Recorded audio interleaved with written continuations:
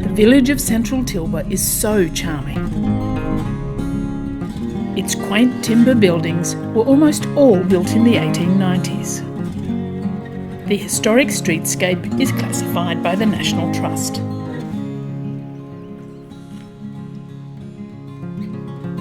These days there's lots of boutique shops and eateries.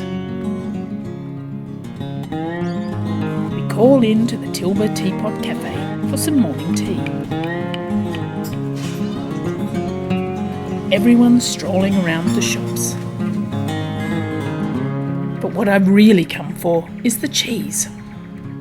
ABC Cheese Factory made its first cheese here in 1891. Inside, it all looks rather mouth-watering. Heaven for those of us who think too much cheese is barely enough. The perfect place to release your inner foodie. Then it's off for a drive through some of the prettiest countryside on the south coast.